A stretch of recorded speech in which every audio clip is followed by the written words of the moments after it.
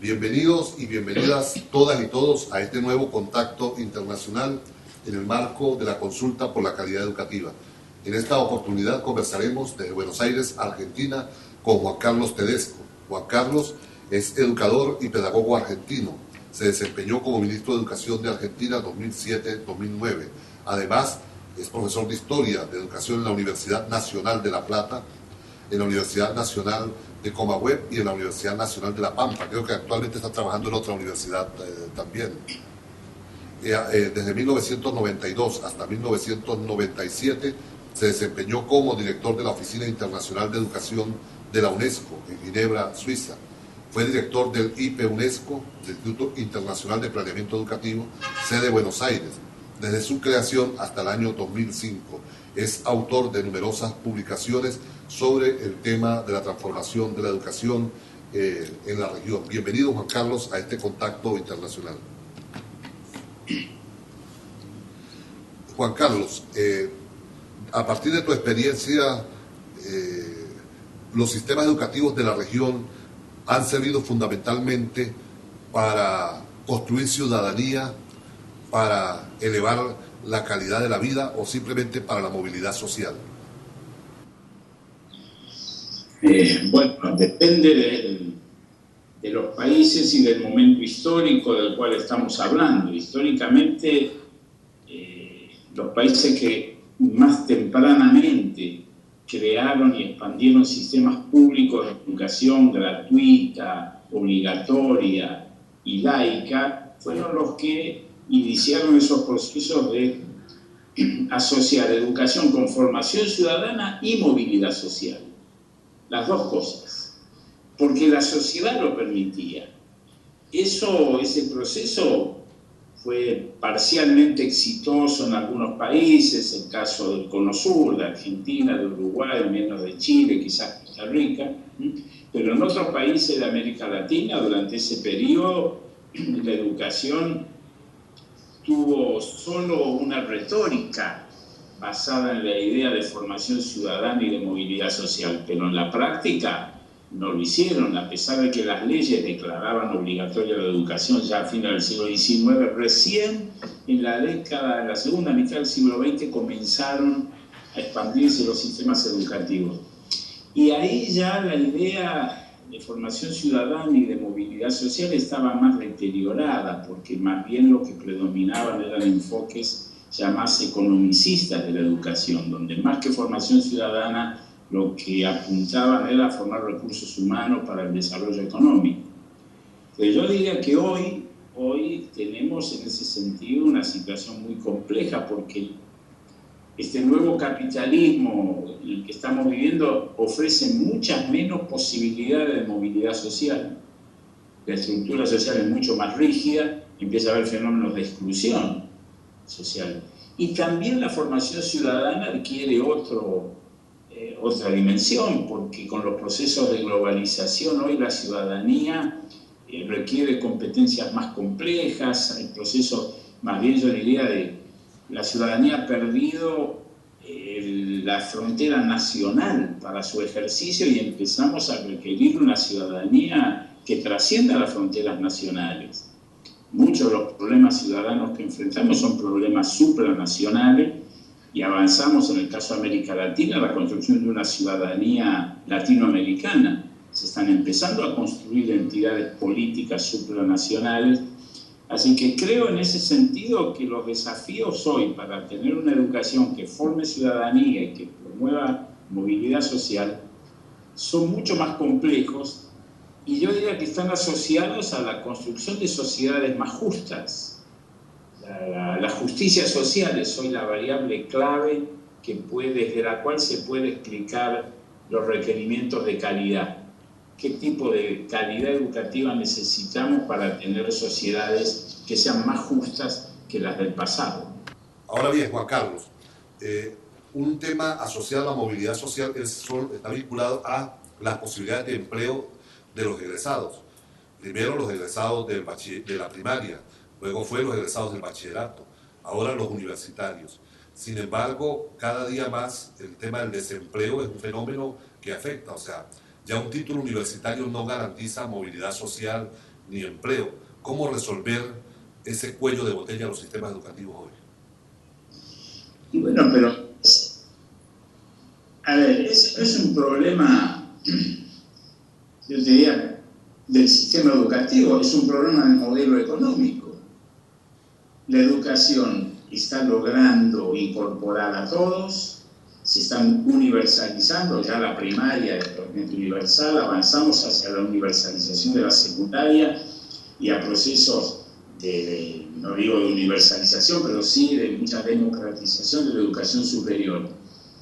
Lo que pasa es que tenemos un modelo económico que no genera empleo, o que genera mucho menos empleo.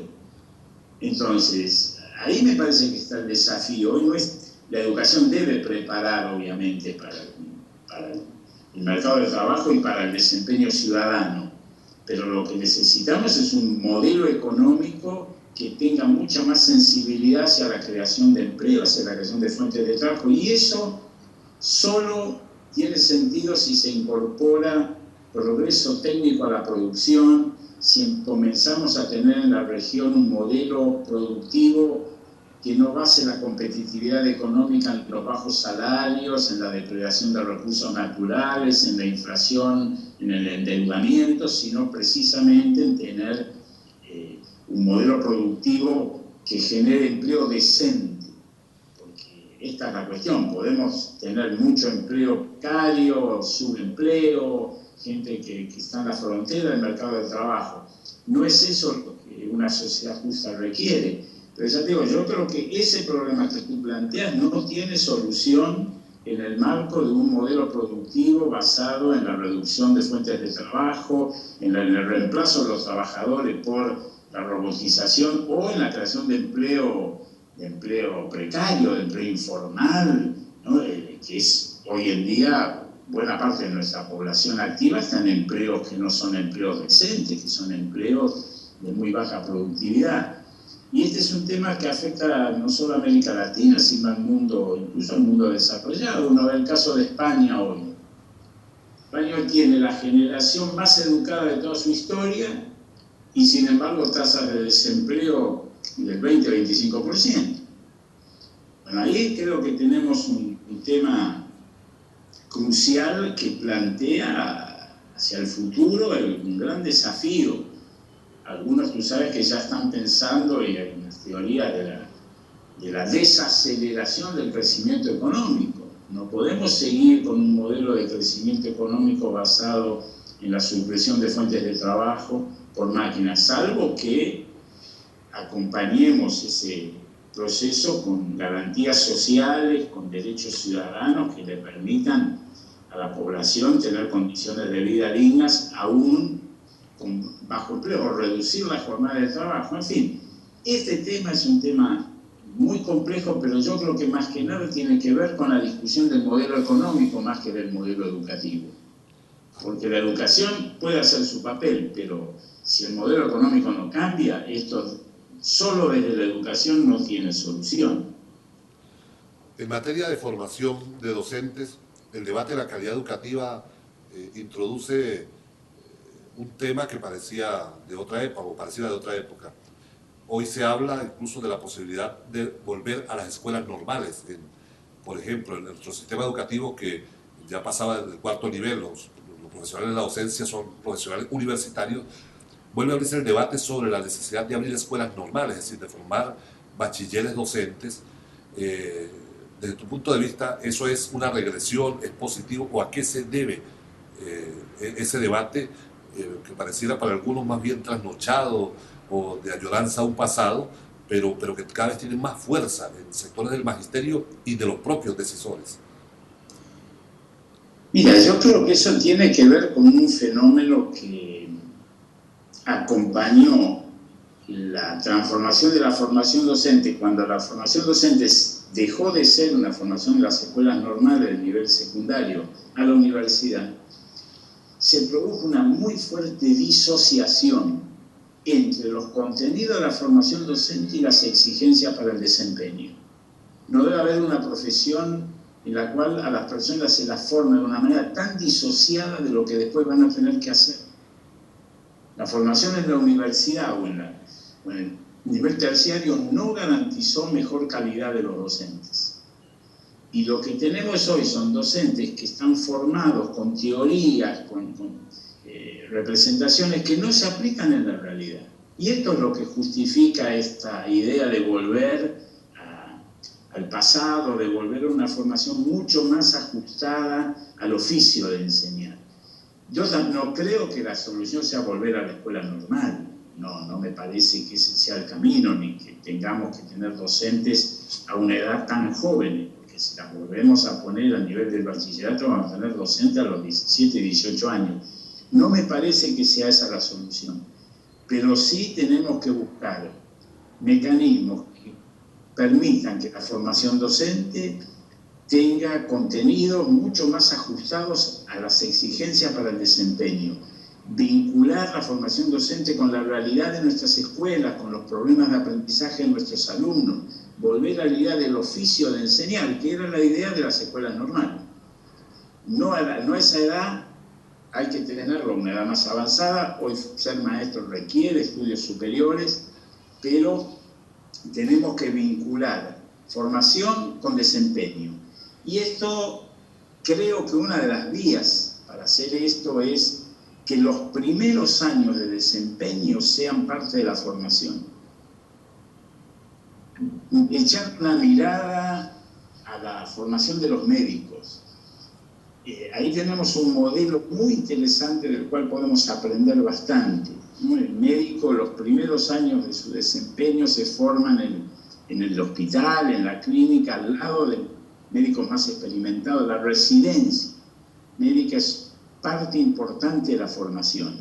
Y ese es un mecanismo que permite, insisto, articular formación inicial con exigencias para el desempeño. Yo creo que hay que buscarlo por ahí la solución y no tanto en volver a una escuela secundaria normalista. Lo que hay que recuperar del normalismo tradicional es la idea del oficio, la idea del compromiso con la escuela, con el ejercicio de la docencia en condiciones reales, porque eso es lo que hemos perdido al llevar la formación docente a la universidad.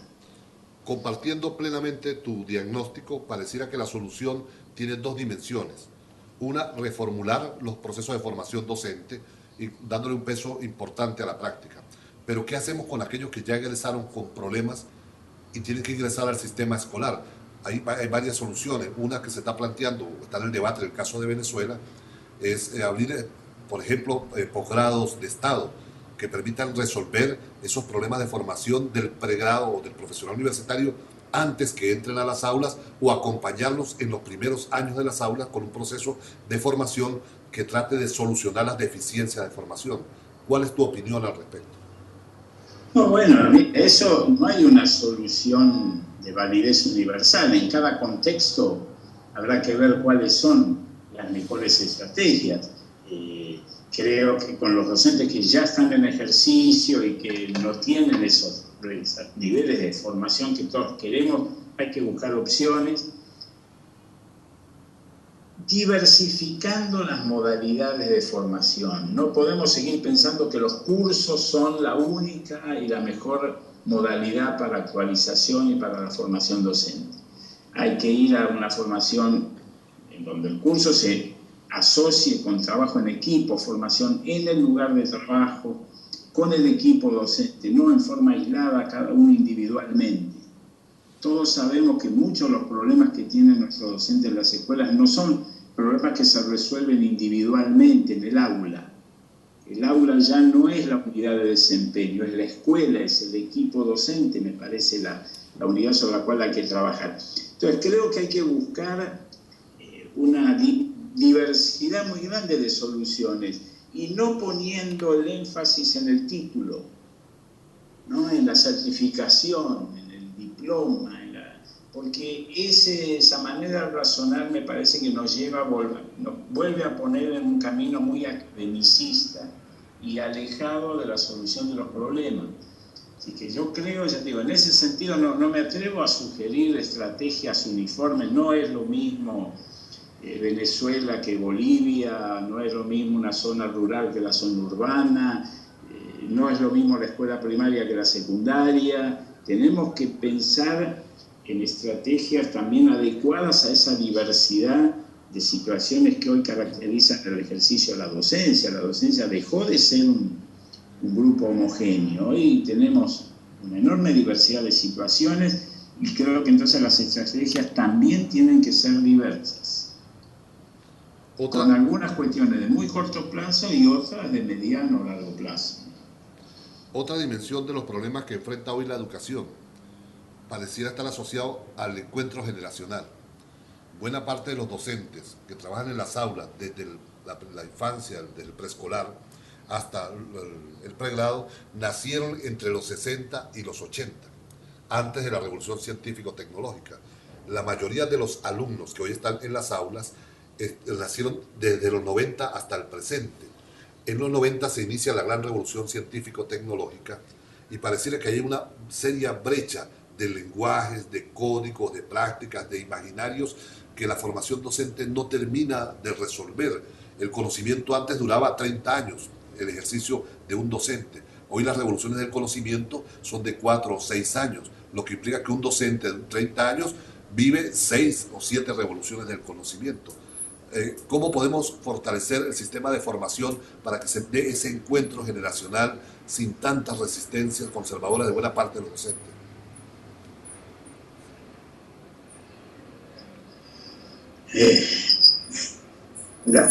Entonces, preguntas que son muy difícil respuesta, porque ese problema no afecta solo a los docentes, afecta también a los padres. Bien, es un problema generacional que tiene que ver entre los adultos y los jóvenes. Ahora, yo creo, mi impresión es que ya empieza a haber padres que han nacido en la era digital. Y nuestros maestros jóvenes también, muchos de ellos han nacido en esta era digital. Entonces, tenemos por supuesto que incorporar sin ninguna duda la formación en el uso de las tecnologías en la formación docente. Ahora, no caigamos en la idealización de las tecnologías. Yo no creo en ningún determinismo tecnológico.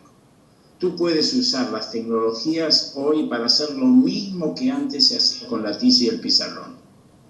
Lo que tenemos es que incorporar a nuestros docentes la idea de la participación activa del estudiante en el proceso de aprendizaje, la responsabilidad por el resultado, el compromiso con el aprendizaje, la enorme importancia que tiene la formación básica, aprender a leer y escribir, aprender el código de las matemáticas, la alfabetización científica es fundamental, y eso se puede hacer con tecnologías o sin tecnología. Lo importante es que quieran hacer eso, y la tecnología puede estar al servicio de eso. Pero ya te digo, yo lo veo acá en mi país. Hoy tenemos programas masivos de universalización del acceso a las tecnologías y vemos que muchos profesores, muchos maestros hacen con esos aparatos lo mismo que antes hacían con la tiza y el pizarrón. Entonces, lo que tenemos que cambiar es su manera de trabajar y que la tecnología se ponga al servicio de un modelo pedagógico, no al revés. No es que por tener tecnología vamos a tener un modelo pedagógico distinto. Y en cuanto a la renovación de los conocimientos, tú tienes razón, pero lo que cambia son los conocimientos de frontera. Las bases de las disciplinas no cambian. Por eso es que tenemos que darle una gran importancia a la formación básica, a los primeros años de cada ciclo educativo, porque eso es lo que va a permitir adecuarse al cambio rápido del conocimiento en el futuro. Si uno no tiene una muy buena formación básica, no va a poder adaptarse a esos cambios. En cambio, si estamos permanentemente renovando sin bases sólidas en el aprendizaje, esto no va a ser exitoso. Entonces, ahí por eso yo vuelvo a esa idea de las nuevas alfabetizaciones. Tenemos que poner, cuando hablamos de calidad educativa, mucha importancia en la alfabetización tradicional de la lectoescritura, que sigue siendo la principal de todas, la alfabetización científica, la alfabetización digital, colocar ahí en esos aprendizajes básicos una gran importancia. Y esto significa un cambio, yo diría, de 180 grados en la cultura de nuestros sistemas educativos, porque nosotros funcionamos con la idea de que cuanto menos básico, más prestigioso. Eso en la universidad uno lo ve claramente. Mucho más prestigioso estar en el postdoctorado, en el doctorado, que enseñar en los primeros años de las carreras universitarias. Y sin embargo, esos primeros años son fundamentales. Ahí hay que poner los mejores, ahí hay que poner más recursos. Tenemos que hacer un giro en ese sentido muy importante para darles a las futuras generaciones una muy sólida formación básica, que es la que va a permitir adecuarse a los cambios veloces del conocimiento. Juan Carlos, sin embargo, nuestras generaciones, por decirlo de alguna manera, nos formábamos para construir un futuro mejor. Las nuevas generaciones quieren traer el futuro al presente. O sea, quieren vivir las utopías hoy, no que les enseñemos a vivirlas después. Un ejemplo práctico. Nosotros en Venezuela postulamos el modelo de democracia participativa y protagónica, pero nuestros jóvenes no quieren que le enseñemos en el liceo democracia participativa y protagónica desde el punto de vista conceptual, sino quieren vivirla. Quieren vivir ese modelo político en la propia dinámica estudiantil. Eso presenta un desafío en la construcción de ciudadanía que a veces el sistema educativo no lo resuelve de manera oportuna, y tal vez eso genera que en el bachillerato especialmente es donde tenemos la mayor cantidad de deserción del sistema educativo. Sí, tienes razón, pero a ver, no hay contradicción entre vivir hoy ciertas prácticas sociales y transmitir el patrimonio cultural. Tenemos que transmitir nuestra historia y tenemos que preparar para un determinado futuro, porque no es lo mismo que tú les hagas vivir en la escuela ciertas formas de participación, porque los estás preparando para que se desempeñen como ciudadanos activos en el futuro, a que crean que todo tiene que ser participativo hoy. A ver, la educación, yo no creo en esa idea de que en la educación todo tiene que ser participativo. Hay que transmitir, en algún momento hay que transmitir conocimientos, hay que transmitir el patrimonio. Después él podrá discutirlo, podrá criticarlo, podrá renovarlo, pero yo lo transmito. Y creo que esa parte de la educación no la podemos dejar de lado, porque si no perdemos de vista justamente lo esencial de la educación, que tiene que ver con esta idea de transmisión, que la hemos denostado, la hemos criticado, ¿no? Y me parece que hemos tirado, como dice, el agua sucia con el chico adentro, ¿no? O sea que finalmente no transmitimos nada.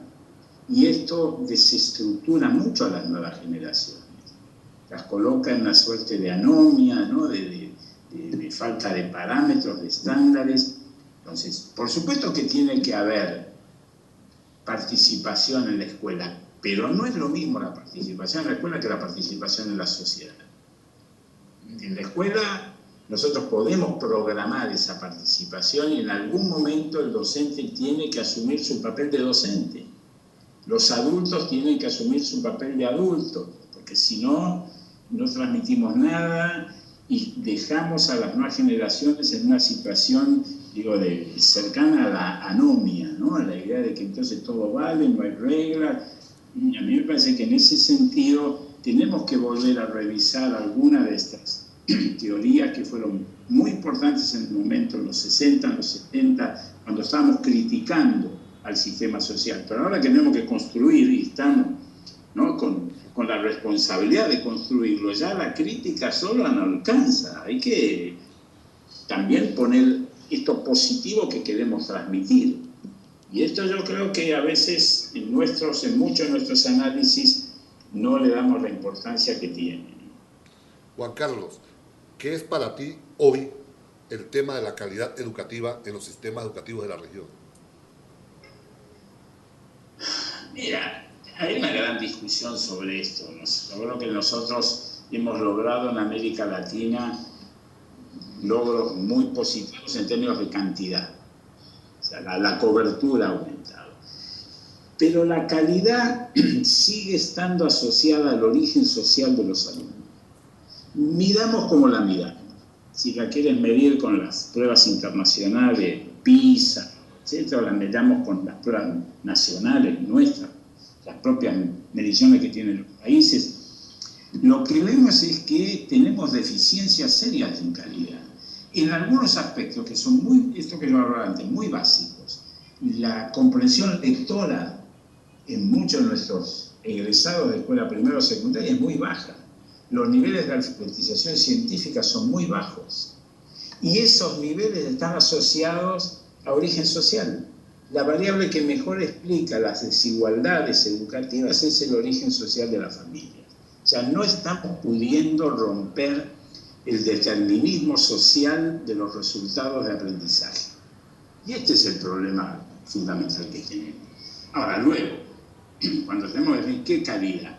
Bueno, la calidad tiene aspectos cognitivos que tienen que ver con esto que recién hablábamos, ¿no? Las alfabetizaciones, la capacidad de aprender de aprender a lo largo de toda la vida, el desarrollo cognitivo fundamental.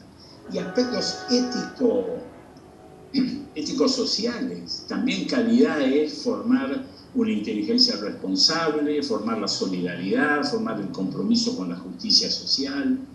Esto también es parte fundamental de la calidad, ¿no? La calidad no es el éxito individual de cada uno. También tenemos en términos de calidad que introducir y fortalecer estas ideas, estos valores éticos, porque son fundamentales para el desempeño ciudadano. Y en eso también tenemos problemas, especialmente con las élites dirigentes. En nuestros países de América Latina, no por nada somos la región más desigual e inequitativa del mundo, ¿no? Si los que concentran la riqueza creen que tienen derecho a concentrar toda la riqueza y se resisten a la distribución, a generar condiciones de equidad y de cohesión social importantes, vamos a tener conflictos muy serios. Y esas élites dirigentes las formaron nuestras universidades. La gran pregunta es cómo nuestras universidades introducen experiencias de aprendizaje que promuevan solidaridad, compromiso social, responsabilidad con los semejantes, porque hoy en día eso vale tanto no solo para las dirigencias políticas, para las empresariales, para las científicas. Hoy la responsabilidad de un científico es fundamental. Los biólogos, los economistas tienen enorme responsabilidad. Entonces también ahí yo creo que en términos de calidad debemos incorporar experiencias de aprendizaje en todas las carreras universitarias que promuevan el compromiso social y adhesión a la justicia, que es el gran desafío que tenemos desde el punto de vista político. Juan Carlos, atreviéndonos a soñar, si te pidieran 3 políticas públicas urgentes para transformar nuestros sistemas educativos, ¿cuáles serían esas 3 decisiones prioritarias? Mira, pensando en el mediano y largo plazo, yo creo que es fundamental una política de universalización de una educación inicial de buena calidad. Los primeros años de vida son fundamentales. Y ahí tenemos enormes desigualdades. Si actuamos ahí, después vamos a tener mucho menos problemas en el futuro. Porque todo es reversible, pero aceptemos que es mucho más difícil resolver de carencias cognitivas, culturales, producidas en los primeros años, que si las atendemos inmediatamente. Una política masiva de educación inicial de calidad, especialmente para los sectores más vulnerables socialmente, me parece fundamental. Luego, una política para el sector docente. Los docentes tienen que ser, ¿no?, una población meta de políticas integrales, porque sabemos todos que la calidad de la educación al final depende de la calidad de nuestros maestros y profesores. Una política integral para el sector docente que tome en cuenta formación inicial y en servicio, condiciones de trabajo, salarios, condiciones de desempeño, equipamiento en las escuelas, etc. Y carrera docente. Necesitamos introducir en la formación y en el desempeño de la docencia la posibilidad de tener una carrera asociada a capacitación, a innovaciones, etc. Me parece que docentes, educación inicial, docentes, y yo diría la tercera área a mencionar es la que tú hablabas recién sobre las tecnologías. Tenemos que tener una activa política de introducción de las tecnologías en la educación, pero también en ese sentido pensar que no es solo dotar de máquinas a las escuelas, tenemos que lograr también una alfabetización digital universal, que es distinto a usar la computadora para enseñar. Porque es necesario distinguir esas dos cosas. Así como tenemos la alfabetización en lectoescritura, bueno, hoy tenemos que tener una muy fuerte política de alfabetización digital que enseñe a manejar la computadora, que enseñe los códigos que hay detrás de estos aparatos, cómo nos pueden manipular los buscadores de información. Si uno no sabe cómo funcionan, pueden ser muy manipuladores. Entonces, eso, y por supuesto también capacitar a los maestros para utilizarlas como dispositivo didáctico. Pero digo, hay otras, pero si me pides tres, bueno, menciono estas tres: educación inicial, docentes y tecnologías, como las tres áreas en las que necesitamos políticas muy activas, con muy fuerte participación del Estado en estas políticas, del sector público. Estas no son políticas que puedan quedar libradas a la lógica del mercado. Juan Carlos, para ir terminando este primer contacto internacional en el marco de la consulta por la calidad educativa, nos gustaría que le dirigieras un mensaje a los maestros, a las maestras, a los profesores y a las profesoras venezolanas que en sus aulas están discutiendo el tema de la calidad educativa como una oportunidad para avanzar en la transformación de nuestros sistemas educativos, alcanzando eso que tú señalas insistentemente, justicia social. Bueno, el mensaje que yo puedo transmitirles es que no sean indiferentes frente a los resultados de aprendizaje de sus alumnos. La pasión por el resultado me parece que es uno de los pilares que nos puede garantizar una educación de buena calidad. Tenemos la calidad, la podemos discutir, pero que fundamentalmente no nos sea indiferente si el alumno aprende o no aprende, que tengamos un muy fuerte sentido de responsabilidad por el resultado, porque tenemos que ser conscientes que el fracaso de un alumno en la educación anticipa su fracaso en la sociedad, anticipa exclusión social, pobreza, etc. Hoy la educación es la clave de la justicia social. Entonces, en ese sentido, este es un mensaje, y además felicitarlos por lo que están haciendo, felicitarlos por la participación en el debate. Las respuestas a estos problemas van a ser respuestas sociales, no individuales. Son ellos, son los maestros, son los profesores los que van a estar fundamentalmente en la principal línea de elaboración de respuestas a estas preguntas que tú estás planteando. Conversamos hoy desde Buenos Aires, Argentina, con Juan Carlos Tedesco. Juan Carlos, pedagogo, investigador, ha ocupado distintas responsabilidades en organismos internacionales del sistema UNESCO, así como el propio gobierno de Argentina, y es uno de los académicos más importantes del continente y del mundo en materia de educación. Gracias, Juan Carlos, por este contacto internacional. No, gracias a ti, Luis, y bueno, tú sabes que sigo a tu disposición.